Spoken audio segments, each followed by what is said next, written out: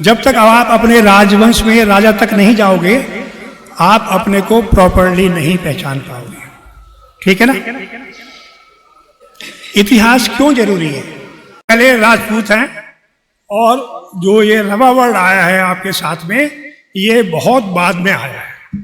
उसके बाद आपका ये मंडावर ठिकाना डेवलप हुआ, और ये जो महल हैं ये आपके महल हैं, जहाँ पे राजा महिपाल सिंह ने राज किया है।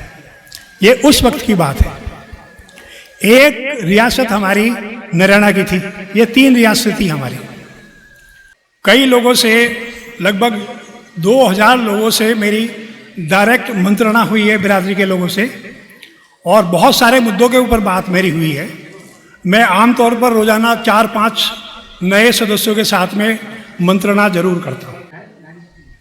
अगर आप अपनी आन बान शान को अपने साथ रखोगे तो समाज में कोई भी बुराई नहीं आ सकती।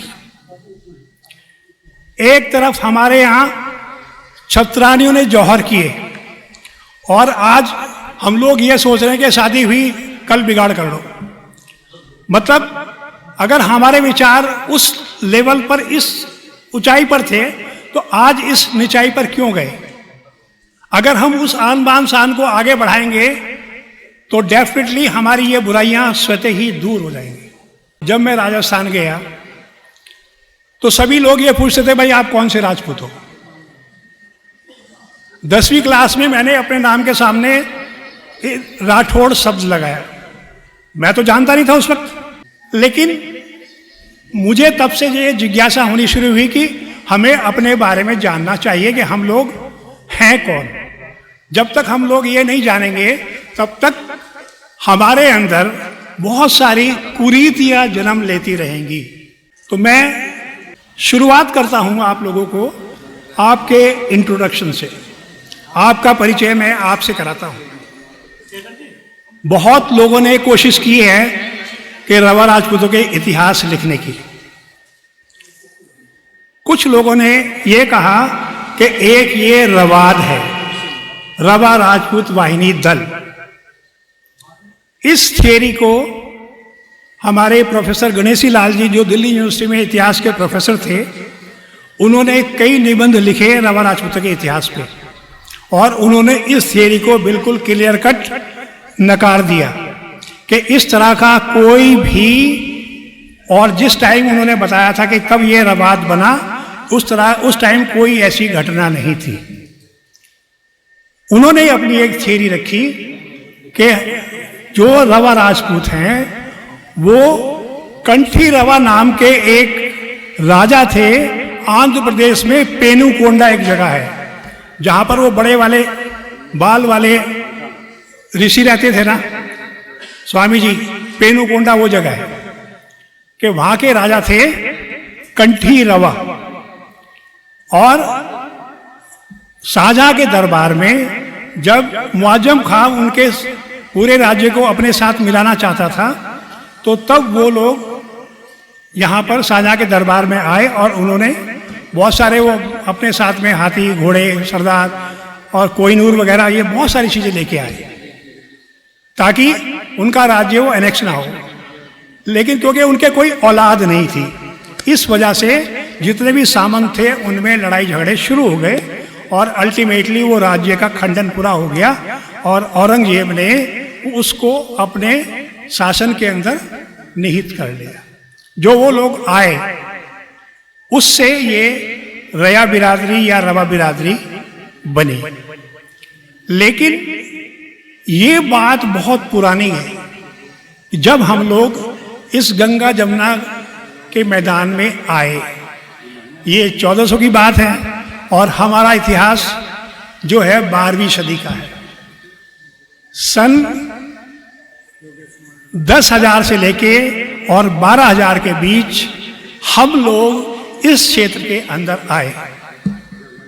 पूरा जो क्षेत्र है, अगर आप किसी से बात करते हो तो वो आपको ये कहते हैं कि ये तो रह गए, मतलब आप प्रवासी हो, आप बाहर से आए हो। अगर आप बाहर से आए हो तो फिर कहां से आए हो और कैसे आए हो, ये सवाल आपके माइंड में सब जगह कौंधता रहता है। उसके बाद एक थियरी दी हमारे डॉक्टर हेमेंद्र सिंह ने। उस थियरी के मुताबिक के जो पुरुरवा हैं उनके जो दो कुल चले, एक यदुकुल और दूसरा जो हमारे तोमर कुल है, तमर कुल। लेकिन उस थियरी के अकॉर्डिंग जो पवार हैं, चौहान हैं, राठौड़ हैं, हमारे यहाँ गहलोत हैं, हमारे यहाँ कछवार राजपूत हैं, हमारे यहाँ डाबी राजपूत हैं, ये कहाँ से आए? वो सिर्फ दो कुलों को वर्णित कर सकता है, एक्सप्लेन कर सकता है, बाकी और लोगों को नहीं कर सकता। इसका मतलब क्या हुआ कि वो थियरी भी मान्य नहीं हो सकती। उसके बाद बहुत सारे लोगों ने विचार विमर्श किया, बातें की कि भाई इसके ऊपर कुछ रिसर्च की जाए। मैंने भी काफ़ी काम करने की कोशिश की और ये बताने की कोशिश की कि भाई हम लोग आए कैसे। हमारा नाम, ये वर्ड जो है रवा जो है, ये कैसे पड़ा? बात शुरू होती है पृथ्वीराज चौहान और गौरी के युद्ध की।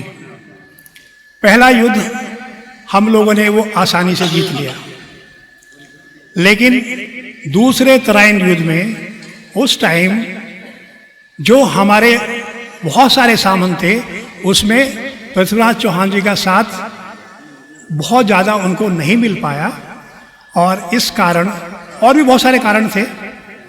उस टाइम जो डिफीट हुई और वो युद्ध कहाँ लड़ा गया था? अगर आप कुरुक्षेत्र और यमुनानगर के जो बॉर्डर एरिया है उस जगह जाओगे तो वहाँ पे तराइन गांव है जो सहारनपुर से बहुत पास है।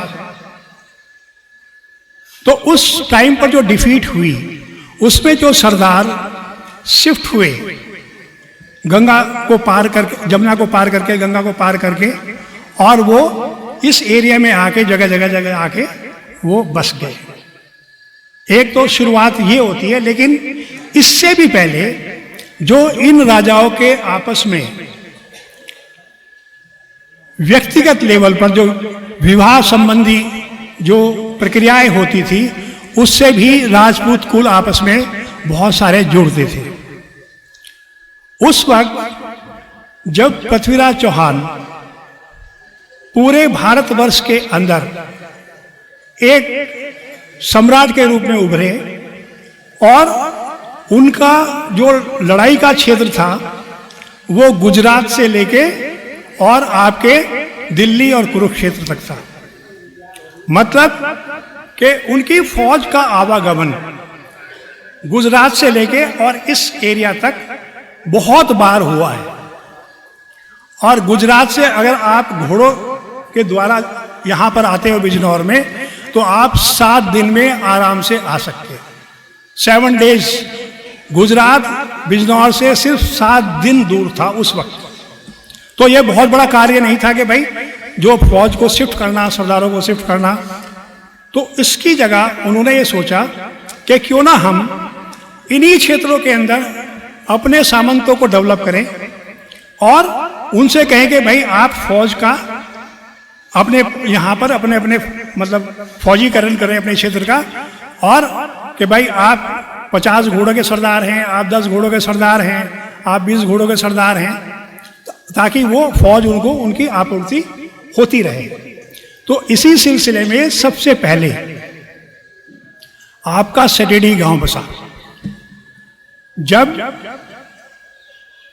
पृथ्वीराज चौहान की टोटल 16 रानियों का जिक्र है, जिसमें संयोगता का नाम सबसे ज्यादा आता है, लेकिन सबसे पहली रानी उनकी इच्छवाणी रानी थी, जो पंवार राजपूत की बेटी थी और जो सिरोही में माउंट आबू है वो वहाँ की राजकुमारी थी। और सबसे पहली शादी उनकी इच्छाणी रानी से हुई और उन्होंने उनका युद्ध के अंदर बहुत साथ दिया। कई युद्ध उन्होंने उनके साथ लड़े हैं। एक रानी उनकी जादौनी रानी थी, जो करौली स्टेट है हमारा, उनकी चौथी पीढ़ी में, पांचवी पीढ़ी में शशि प्रभा नाम की एक राजकुमारी हुई है। उसकी शादी पृथ्वीराज चौहान जी से हुई थी। जो उससे मैरिज संबंध हुए, उस मैरिज संबंध से उन्होंने सटीडी ठिकाने को यहां पर डेवलप किया। और सटीडी ठिकाने से आपका जो कि जादौन ठिकाना है, उसके बाद आपका ये मंडावर ठिकाना डेवलप हुआ। और ये जो महल हैं ये आपके महल हैं, जहां पे राजा महिपाल सिंह ने राज किया है। ये उस वक्त की बात है। एक रियासत हमारी नरैना की थी, ये 3 रियासत थी हमारी। लेकिन जो नरैना की रियासत है वो काफी बाद में एस्टैब्लिश हुई, बीच में वो खत्म हो गई थी। वो बाद में 14वीं शताब्दी के अंदर फिर वापस आई, 15वीं शताब्दी में। अब जो ये सरदार यहाँ पर जिनको ये कार्यभार सौंपा गया कि भाई आप फौज का रखरखाव करोगे और अपने हिसाब से इस एरिया में इंडिपेंडेंटली काम करोगे, ये जब कार्य सुचारू रूप से चल रहा था, तभी ये मोहम्मद गौरी का आक्रमण हो जाता है। उसके बाद जो मुस्लिम रूलर्स आते हैं वो इसको सारे को तहस नहस कर देते हैं। उस वक्त हम लोगों ने ये कोशिश की कि भाई छापामार युद्ध वो शुरू किया जाए। जो हमारे यहाँ पंवार गोत्र है वो अनंगपाल द्वितीय के टाइम का है। अनंगपाल द्वितीय, उन्होंने अपनी बहन की शादी कालूराव से की थी, जो कि धार के राजकुमार थे।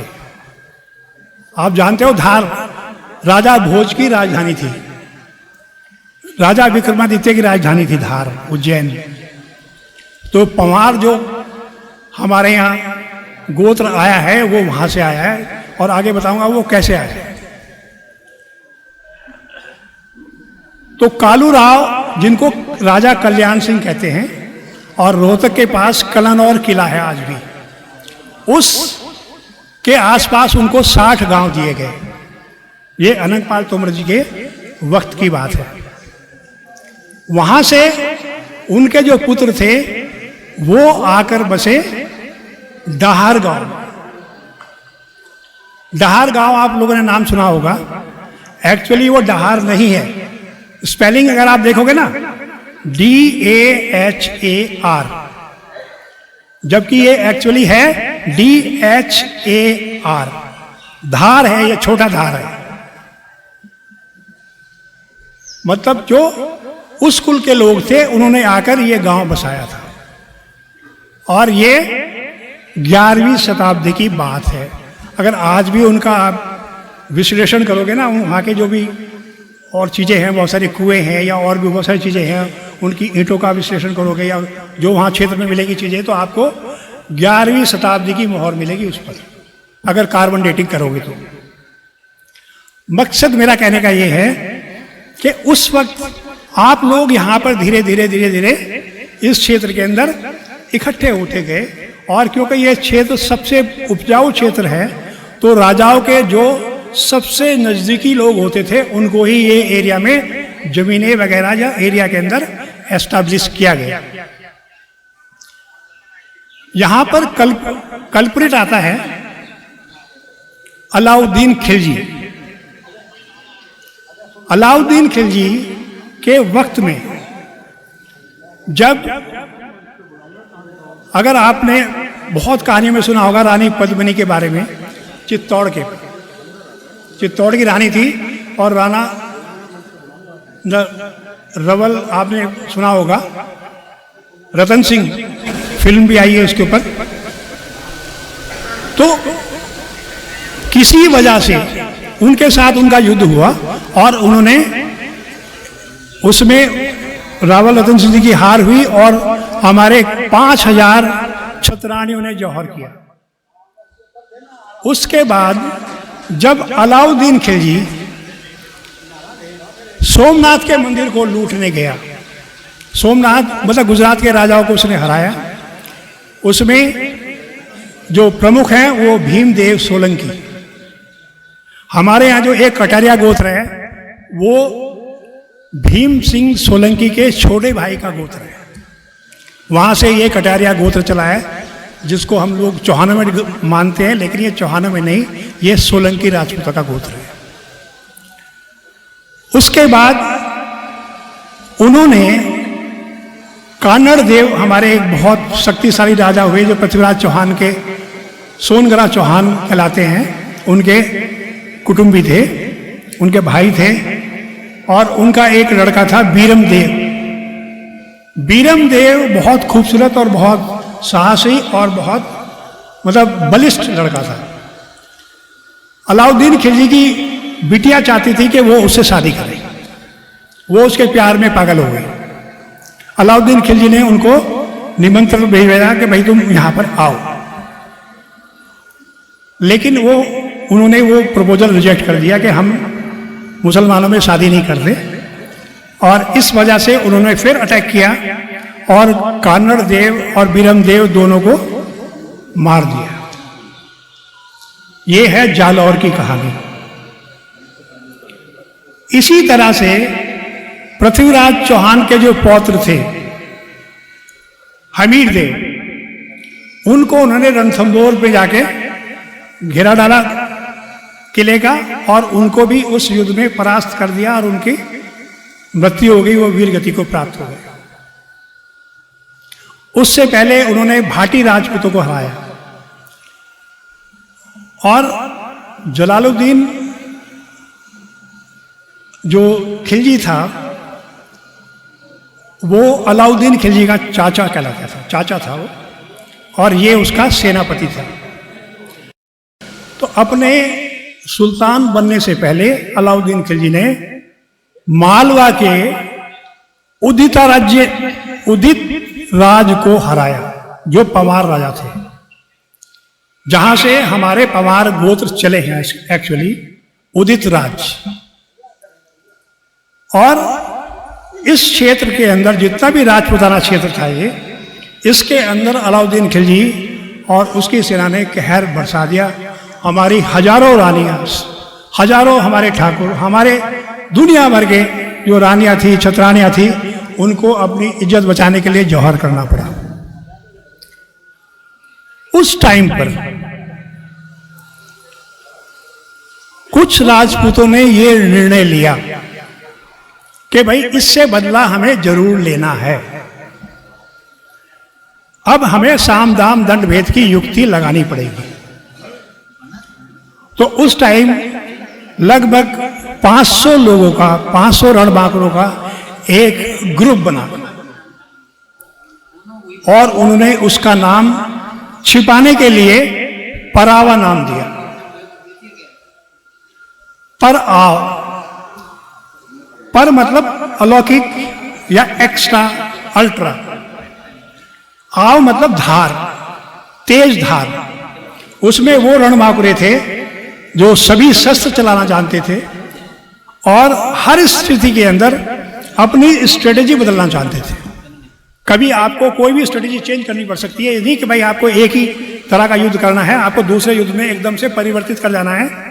क्योंकि जो गलती हम लोगों ने सीखी है अलग अलग तरीके से, अलग अलग हम लोगों ने क्षति ग्रहण करके हम लोगों ने इतिहास से अपने बहुत सारी गलतियां भी सीखी है ना, गलतियों को कैसे सुधार किया जाए।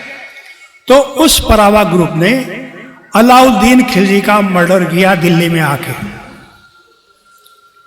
यही वर्ड जो है परावा, ये धीरे धीरे धीरे धीरे आपस में तो चलता रहा और इसका अपभ्रंश हो गया पारवा। आज भी हम लोग एक दूसरे को पारवा बोलते हैं, जो उधर, और उसका शाब्दिक अर्थ हम लगाते हैं कि वो गंगा पार या जमुना पार, जबकि ये वर्ड उस परावा संगठन का है जिसके अंदर सोलंकी भी थे, राठौड़ भी थे, चौहान भी थे, गहलोत भी थे, कछावे भी थे, पवार भी थे, और जादौन राजपूत भी थे, और डाबी राजपूत भी थे। हमारे यहाँ 9 कुल हैं, इसलिए जितनी भी हमारी किताबें हैं उसके अंदर 6 कुल लिखे हुए, जबकि हमारे यहाँ 9 कुल हैं। भोजपुर के अंदर आपका दाबियान गोत्र है। कहीं भी किसी भी किताब के अंदर एक्सप्लेन नहीं है कि कहां से आया। मतलब गुजरात में एक रियासत रही है डाबी राजपूतों की, जो सूर्यवंशी राजपूत थे। तो उनके जो जब उनकी भी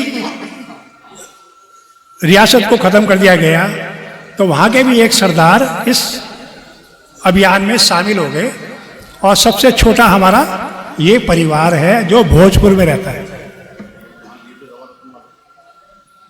और कालांतर में ये परावा से पारवा हुआ और पारवा से रवा हुआ।